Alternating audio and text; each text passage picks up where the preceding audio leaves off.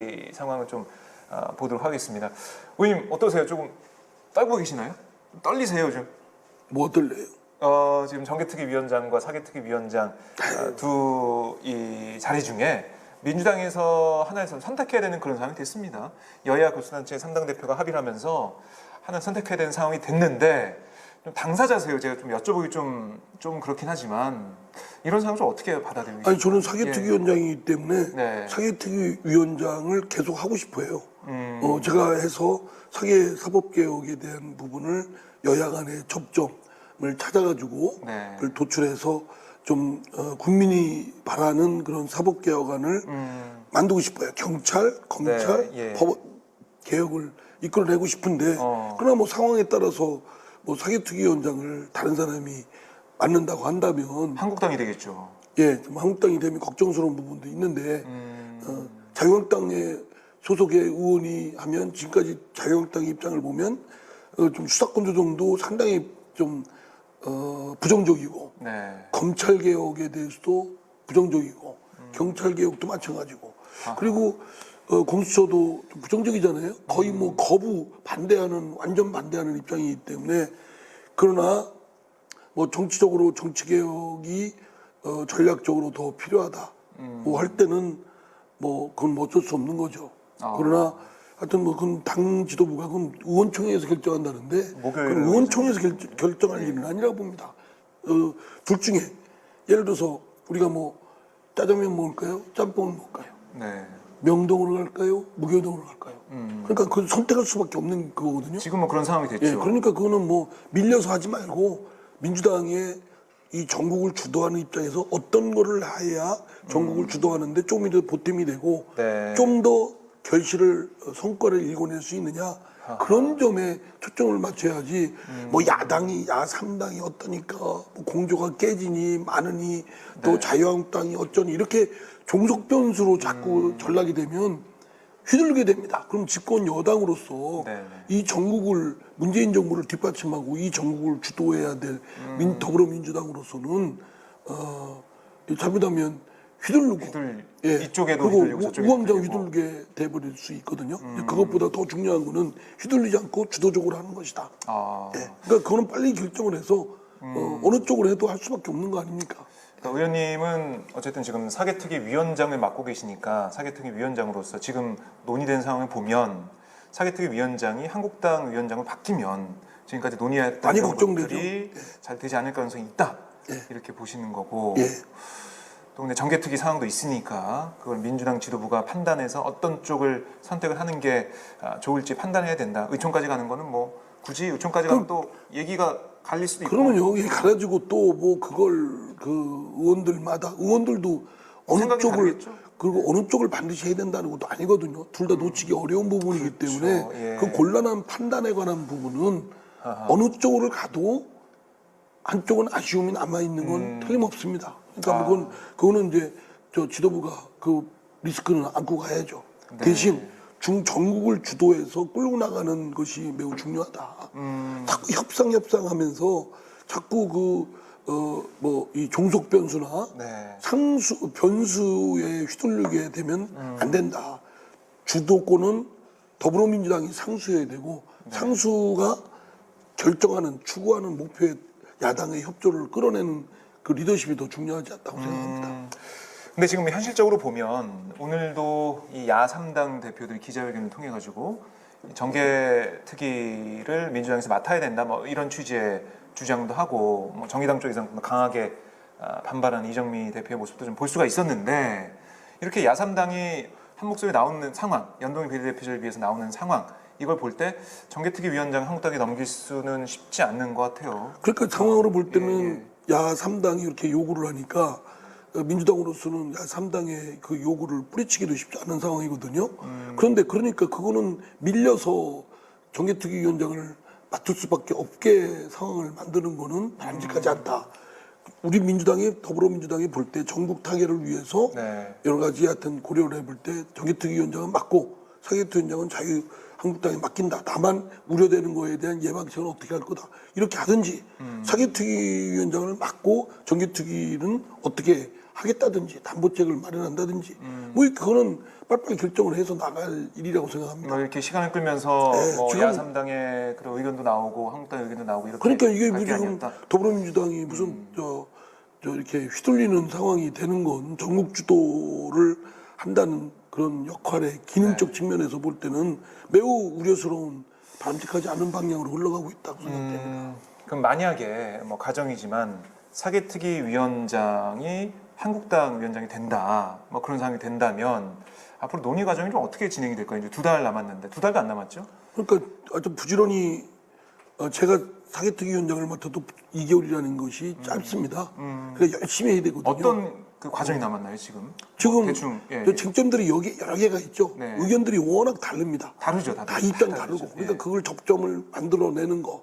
뭐 서로 지금 입장을 내놓고 수사권 조정을 해야 되는 건 분명하고 황교안 검찰 개혁도 경찰 개혁을 함께 해야 되고 또 말하자면 법원도 마찬가지고요. 법원 네. 개혁도 해야 되고 그런데 중요한 거는 유능해야 됩니다. 네. 그렇죠? 경찰과 검찰과 법원이 국민의 억울함을 풀어주고 국민의 권익을 지켜주는 최전선에 있는 기구인 만큼 네. 유능해야 됩니다. 아하. 또 하나 날카로운 칼날을 갖고 있기 때문에 네. 오남용이 없어야 됩니다. 그러니까 오남용에 대한 예방책을 철저하게 해야 되죠. 근데 지금까지는 유능하지도 않았고 오남용의 폐해는 많았고 그리고 결국은 궁극적으로는 민주적 통제, 국민의 통제를 받아야 됩니다. 지금까지는 그냥 선출되지 않는 권력으로서 그냥 시험 한번 되면 그냥 임용 한번 되면 끝까지 누리고 있었잖아요. 그렇죠. 권한을. 예, 그리고 예. 누구도 통제를 할 수 없는 통제할 수 없었죠. 할 수가 없었고 그럼 민주적 통제 방법을 철저하게 해야 된다. 그래서 세 가지 측면. 네. 하나는 그 유능하게 유능하게. 스마트하게 그 기구를 만드는 것. 하나는 그 말씀한 대로 네. 저 민주적 통제. 통제. 다음에 오남용의 폐해가 없도록 하는 거. 그렇게 방향으로 해야 된다. 그러니까 지금 저희 우리 시청자분들께서 보실 때 사개특위 좀 패스트트랙 처리 과정에서 공수처 법안 관련된 것들 이런 것들이 처리가 됐기 때문에 사개특위에서 이제 할 일은 다 한 거 아니냐 이렇게 보실 수도 있어요. 그럼 뭐 정례특위도 마찬가지죠. 사회 패스트 트랙에 네. 올린 거 가지고 가부간에 물으면 지금 특위는 가동할 필요가 없는 거죠. 그러니까요. 그게 아니고 패스트 트랙은 이제 논의의 시작인 만큼 시한을 정해놓고 한 거니까 그 시한까지는 계속 법안을 논의해 보자. 그 시한은 궁극적으로 합의가 안 될 때 마지막으로 표결을 붙이는 거고 그 안까지는 합의안을 도출하기 위해 노력을 해야죠. 그는 사법개혁 특위도 마찬가지고. 특위도 그렇고 정치개혁 특위도 마찬가지고. 마찬가지고 그 지금 어쨌든 그 2달 과정이 있으니까 그 안에 합의를 통해서 여야가 합의를 통해 처리하면 제일 베스트한 거고 그게 또 안 되면은 뿔뿔이 흩어져 가지고 또 볼 수밖에 없는 그런 상황이 되는 건데. 제가 볼 때는 상당히 지금 논의가 우려스러운 것이 더불어민주당이 목표한 바가 있지 않습니까? 네. 문재인 정부의 국정 철학과 같이 하면서 그걸 뒷받침하는 그런 역할을 여당이니까 해야 되는데 그럼 정부 주도해야 되잖아요. 네. 그런데 지금 야3당한테도 흐르고 자유한국당에도 흔들리고 이렇게 되면 계속 그러면 더불어민주당의 입지는 좁아질 수밖에 없다. 그러면 더불어민주당이 자의적으로 선택할 수 있는 그런 저 국정 타개책은 제대로 펼 수가 있겠느냐라는 점에서 지금의 리더십을 빨리빨리 좀 신속하게 적절하게 발휘를 해야 된다고 봅니다. 그러면 뭐 이런 거 아닌가요? 뭐 특위위원장이 누가 되든 사개특위위원장이 바뀌든 정개특위위원장이 바뀌든 어차피 패스트트랙엔 올라갔으니까 그 기간 동안 논의해서 안 되면 어쩔 수 없는 거 아니야? 이렇게 그냥 볼 수도 있는 거잖아요. 그러니까 위원장이 누가 되든 상관없는 거 아니냐? 그러니까 그렇게 그러니까 그건 궁극적으로 이제 안 될 경우인데. 안 될 경우인데. 그런데 그로부터 생기는 여러 가지 파행적인 후유증은 굉장히 크죠. 만약에 예를 들어서 지금 패스트 트랙에 올리는 안건을 심의하자고 네. 논의의 시작을 하는 것도 그렇게 동물국회 난장판 벌였지 않습니까? 그렇죠. 근데 이제 이거 가지고 표결에 붙일 때 과연 아, 선선할까라고 생각하면 네. 매우 우려스러운 상황이 예상되기 다시 또 때문에 동물국회가 될 수도 있고. 합의안을 도출하기 위한 노력을 끊임없이 치열하게 해야 된다. 그런 점에서 사개특위 위원이든 사개특위 위원장이든 정개특위 위원이든 위원장이든 사명감 갖고 해야 되는데 네. 그런 점에서 이제 매우 좀 걱정되는 부분이 있다고 생각됩니다. 네, 이거 저는 좀 이게 협상을 하여간 뭐 1, 2당 교수단체가 네. 나눠 갖기로 한 거는 알겠으나 그러면 뭐 빨리빨리 그대로 하면 되죠.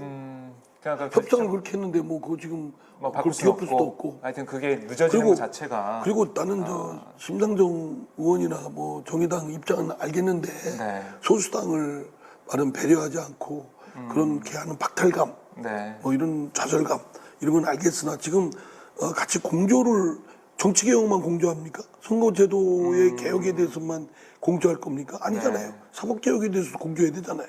그러니까 민주당을 너무 몰아세우는 건 적절치 않다고 생각됩니다. 예. 정치 개혁뿐만 아니라 사법 개혁도 공조해야 될 의제입니다. 이거는 민주당의 이익을 위해서가 아니고 국민을 위한 것이고 국민을 이익을 위하는데 야 3당도 똑같아. 바른미래당이나 또는 민주평화당이나 정의당도 입장은 같지 않습니까?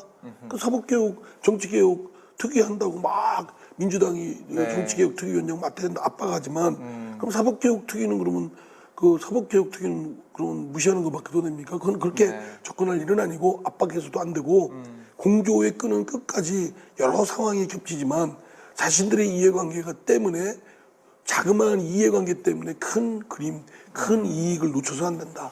이런 점에서 판문점에서의 그 문재인 대통령의 네. 방목을 다시 한번 상기해 보십시오. 아 진짜 그렇다니까요. 네. 지금도 이거 그거 아닙니까? 자기가 앞서서 내세워야 할 수 있다라고 생각하는 것인데 네. 그렇지 않고 비껴서 있으면서 큰 판을 벌여주는 그 미덕 때문에 오히려 큰 판을 벌여가지고 더 크게 그림을 그릴 수 있는 그런 게로부터는 배워야 될 필요가 있잖아요. 네. 이번 사기특위, 정기특위도 마찬가지입니다. 말하자면 판을 벌여서 뭐 누가 맡든 간에 판을 크게 벌여서 제대로 된 방향으로 가게끔 하겠다. 이렇게 뜻을 모으는 오히려 지혜가 더 필요하지 않을까요? 네. 자, 이 정개특위, 사개특위 위원장을 누가 맡을지, 어느 당에서 맡을지 이거 가지고 참 계속 시끄러운 상황인데요. 그러니까 중요한 건 그 정개특위, 사개특위 누가 위원장 맡는 게 아니라 그러면 이걸 어떻게 여야가 합의 처리를 해가지고 그리고, 올바른 개혁으로 갈 것이냐. 할 것이냐에 그 민주당, 더불어민주당은 물론 바른미래당, 민주평화당, 정의당이 합심하고 공조할 생각을 해야지 무슨 특위위원장을 누가 맡느냐 가지고 지금 지지고 볶고 싸우고 그러면 그거 아니면 공조 깨진다라고 하면 말이 됩니까? 공조 깨질 일이 아니죠. 그거는 공조를 더 붙일 일이지. 그러니까 판을 크게 키워서 네. 더 큰 그림을 그리는데 서로 협조를 더 공고히 하자. 이거는 어쩔 수 없는 거 아니겠어요? 네. 그러면 처음부터 말하자면 그거는 저 자유한국당에 특위위원장 줄 수 없다라고 하는겨. 합의를 하든가. 바른미래당도 그 3당 합의할 때 참여했지 그렇죠. 않습니까? 네네. 그리고 저 민주평화당이나 민주정의당도 그 대충은 알고 있었잖아요. 네. 뭐 근데, 네. 알고 있었다 모르고 있었다 뭐 논란이 있지만 뭐 그 사전에 그 얘기된 부분이 있다. 뭐 이런 그러면 얘기, 이인영 대표는 얘기하고. 민주평화당 보고 저 정개특위위원장 맡아라, 뭐 사기특위위원장 맡아라, 감나라 콩나라 할 게 아니라 3당 합의가 잘못됐다고 깨야죠. 깨라고 요구를 해야죠. 거기서부터 생긴 문제인데. 그거부터 노구를 하고 그 나갔어야지. 바른미래당도 그래야 되지 않습니까? 바른미래당 자신이 합의해놓고 뭐 이래라 저래라 네, 이제 네. 와서 그러면 되겠어요. 그러니까 저는 지금 누구 잘잘못 또 특위위원장을 누가 맡느냐 네. 이런 거 가지고 작은 싸움 할 게 아니라 그건 정령 낭비다. 더 큰 그림으로 더 큰 판으로 사법개혁과 정치개혁을 하는데 일로 매진하자 이런 네. 제안하고 싶습니다. 알겠습니다. 뭐 한 가지 덧붙이자면 바른미래당은 오신환 원내대표와 손학규 대표 간에 또 이 불협화음이 있어가지고요. 뭐 손학규 대표가 오늘 기자회견 통해서 이 위원장 얘기를 했지만 오신환 대표 같은 경우는 아니 내가 교수단체가 원내대표가 합의한 건데 왜 그걸 대표가 뭐 이렇게 하냐 뭐 이런 식의 또 불협화음도 있다. 이 말씀도 제가 좀 말씀을 드리겠습니다. 자, 어쨌든 이번 주에 결정이 나겠죠. 결정이 나서 사개특위위원장을 계속 할지 아니면 물러나게 될지 뭐 좀 저희가 좀 지켜봐야 될 텐데요. 혹시라도 한국당이 사개특위위원장을 맡게 되면 어떤 논의 과정에서 논의가 잘 안 될 시에 뭔가 우리가 이걸 좀 건너뛸 수 있는, 그러니까 이런 상황을 좀 막을 수 있는 대안 대응책 이런 게 좀 있을까요? 그런 이제 어떻습니까? 사개특위에서 철저하게 실력으로 무장하고 또 그 방향으로 가게끔 흔들림 없이 그런 국민과의 대화, 소통, 네. 또 여야 간에 의원들 간에 그런 지혜를 모으는 노력을 좀 아주 철저하게 치열하게 더 가열차게 치열해져야 해야 되겠죠. 네. 예. 그러니까 위원장님이 사실 보면은 사개특위 회의할 때 거의 뭐 일당백으로 한국당 간사와 싸우기도 하고 사이다 발언이라는 영상도 막 올라와 있고 막 그러던데 그런 모습을 볼 수 없게 될 것 같고요. 앞으로는 그러니까 한국당이 위원장이 되면 좀 회의 진행이나 이런 것도 이 민주당과 다른 야당이 볼 때는 좀 쉽지 않은 좀 뭔가 잘 안 된다 이런 느낌이 들 수밖에 없는데 이걸 좀 우리 국민들의 힘으로 돌파를 해야겠네요. 예. 네. 하여튼 국민들께서 지켜보시고요. 이에 대한 공과는 반드시 평가를 내려줘야 된다고 생각합니다. 네. 지금 하여튼 여야 3당 간의 합의 협상으로 인해서 합의를 이룬 안을 보면 지금 패스트트랙에 올린 그 경로가 네. 걱정되는 부분이 많습니다. 아하. 어쨌든 그것이 패스트트랙에 올려질 때의 절박감 또 치열함 그것을 결코 놓쳐서는 안 된다라고 생각되고 저도 노력을 하겠습니다. 알겠습니다. 자, 저도 뭐 사개특위원장을 하든 안 네, 하든 예. 하든 그 노력은 함께 하겠습니다. 네. 참 저희가 다음 주에 뵐 때는 어떤 결정이 나 있을 텐데요. 힘내시고요, 의원님. 힘이 넘칩니다. 힘내시고 저희 넘칩니다. 하스파 저희 시청자분들이 계시니까 응원하고 있으니까요. 네. 항상 저희 박정희 하스팟에서 정치 현안에 대한 얘기 또 사법개혁에 대한 얘기 계속해서 말씀을 힘있게 해주시면 고맙겠습니다. 알겠습니다. 네.